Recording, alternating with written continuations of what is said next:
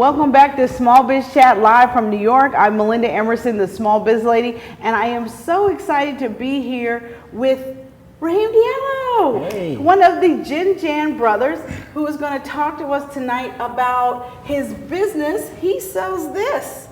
Absolutely. GinJan. GinJan. So cold pressed organic ginger drink with fresh ginger, pineapples, lemon, vanilla, anise, and some organic cane sugar. It's amazing.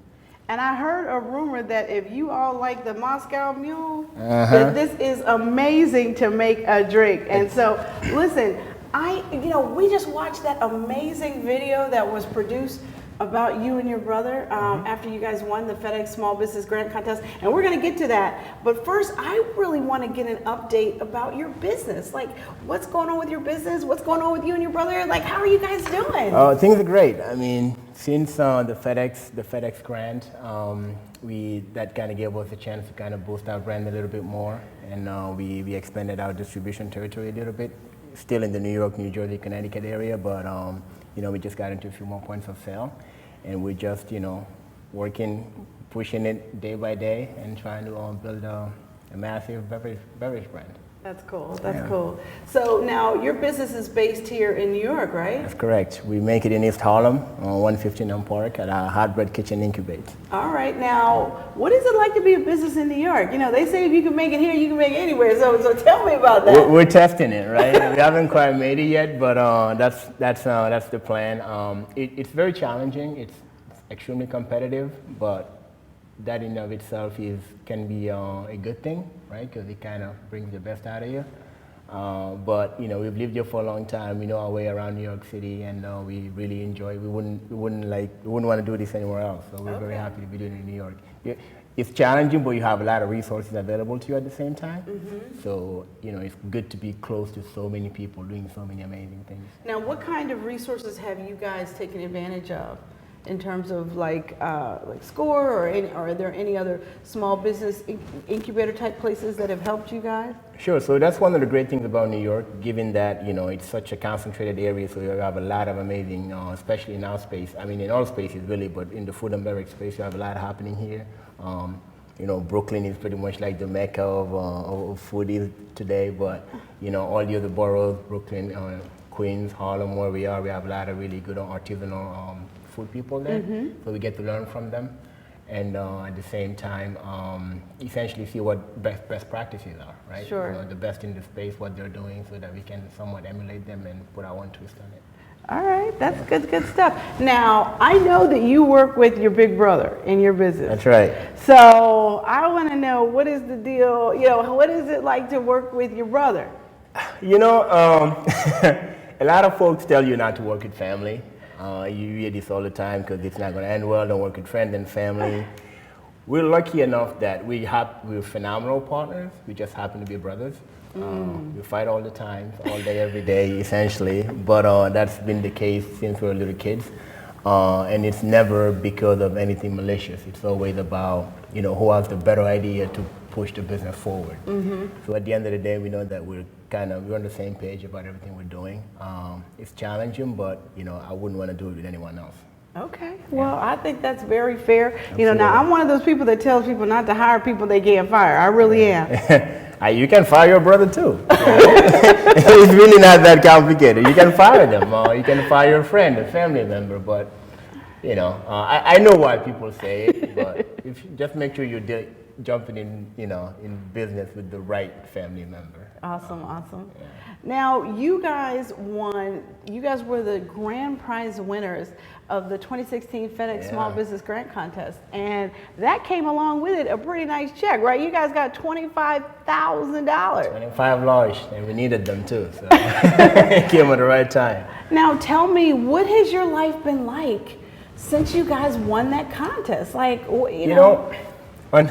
on a day-to-day basis, honestly, not too much has changed. Okay. But on the business side, like I mentioned at the opening, it's been just winning it.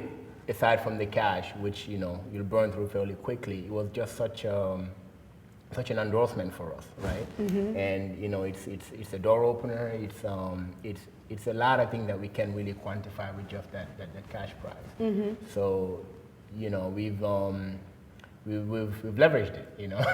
So everyone we talk to, we mention it, and it just gives people, you know, Dory earlier talked about social proof. Sure. That's our social proof at this level, you know. Right. It's a big multinational company. They think we're good enough to to represent them. Sure, sure. That's good enough.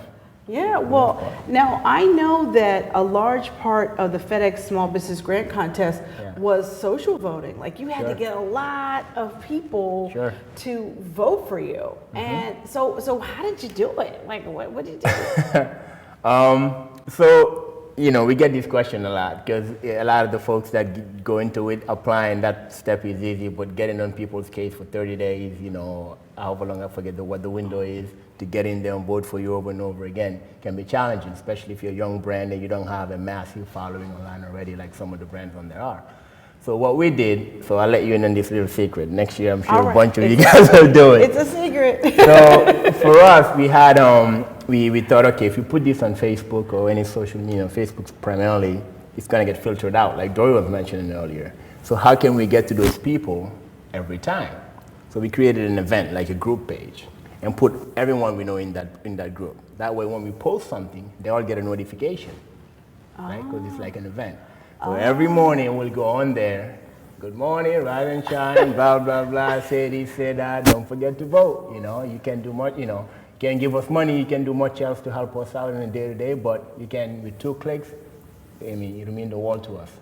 And that worked out really well. Okay. Yeah. All right. Yeah, so you have to kind of think outside the box, like that, get creative, because you can't pay for your votes you cannot pay for your votes. That's part of the contest. If they catch you doing that, you know. And we actually got a lot of offers, like online, people just for people to help you pay, help you like pay for votes? So don't do it. All right. Yeah. So well, listen, one of the things I thought you had mentioned to me before is how much you learned about FedEx, like after you won the contest. Can you tell us a little bit about what you learned about what FedEx does for small business? Yeah, absolutely. So, you know, before we started, I'm a bit of a business nerd, so we'd read about FedEx, from a business standpoint, but we didn't know too much about what the day-to-days are. And we just didn't know to what extent, what kind of help is available to small businesses out there. And so, you know, going through that process, getting a chance to fly down to Memphis and see how everything works, that was an amazing experience. But also getting to see the packaging lab that every small business out there have access to. You know, essentially, you send them packages, they assess it and help you figure out whether it's packaged properly, if it's gonna withstand all the breakage and all that in transit. And beyond that, you know, getting in touch with a small business account manager, right? That essentially got to sit down with us and, you know, talk to us at a level where I think a lot of small businesses are intimidated to approach these big companies because they think their business is just not big enough. Right. Right. But, you know, it's in their best interest to kind of help you grow so you can grow along with them. Sure. So kind of keep that in mind as you go about. So they were very helpful to you as an e-commerce business, figuring out how to ship your product all over the country and all over the world. How to ship it, how to pack it, you know, what best practices are. The answers that they directed us to resources that aren't even like FedEx owned, you know, just so we can get essentially the best bang for our buck. Sure. So everything related to, you know, not just shipping, but all kinds of logistic related small business stuff, printing and stuff like that. They've been very helpful with that. And you know, they actually specialize in that. So particularly for e-commerce businesses, they're an incredible resource. There's Small Business Center on their website, which is small business. Full of resources. Right. Smallbusiness.fedex.com. I mean, there's great information. If you're interested in going international, like I'm imagining that that's something that, you know, since you guys' recipe comes from Africa. Absolutely. Yeah, you know, right. The plan is to, you know, have this drawing from Australia to the North Pole, right? So, but yeah, it's the website. I've actually we got a lot of resources from there before we got involved with FedEx. Okay. And we actually shipped with FedEx before we won the grant, so it was kind of you didn't have to switch over or do anything. Right. You didn't have to like suddenly become a FedEx customer. You were a FedEx customer. We had shopped around already and did comparison shopping and tried out a bunch of other you know, carriers out there, and we're just happy with what we got with FedEx, and well, we have 25,000 more reasons to stick with them now. You know? I know that's right. So listen, if you had one piece of business advice that you could give a small business owner who wanted to enter the FedEx Small Business Grand Contest, what would you say? Be authentic. You know, I think that's probably the most important thing, and because a lot of folks go in there thinking that the size of their business will determine their odds of winning. But you know, they're looking for a good story, an inspirational story with a good product to boot and great entrepreneurs backing it, right? They're just looking for passionate people doing something that they actually care about, and make sure that that comes across. And I think if you do that, you know, you have a pretty good shot. And you know, not winning it is not a vote on the quality of your business either. Like there are amazing businesses that go on there but don't make it that far. So don't take those losses personally. That's good stuff. Well, thank you so much for coming on Small Biz Chat live from New York. You've been a great winner for this FedEx Small Business Grand Contest, and we know they just named a new winner. Right? So there's a brand new winner out here. We get to congratulate them, and they get to, I'm excited for them. They get to live through all of that. So this is great. I can't wait to get to know them, and hopefully we'll have them next year. Absolutely. Right? All right. Well, listen, next week we'll be back on Twitter with my guest, Grayson Kemper, and he's going to be talking about how answering services can facilitate your small business growth. Thank you so much for your support of Small Biz Chat and Small Biz Chat Live tonight. Thank you to my guests, Twyla Garrett, Dory Clark, and Raheem Diallo, one of the GinJan brothers. And I also want to thank my generous sponsors, FedEx. You know, FedEx really is committed to helping small businesses, and I want you to know that I've worked with them for the past 2 years, and they are really committed to small business. This has been Small Biz Chat live from New York in celebration of National Small Business Week. The mission of Small Biz Chat is to end small business failure and help you succeed as your own boss. Thank you. I'm Melinda Emerson, the Small Biz Lady, and I want you to remember this. You never lose in business.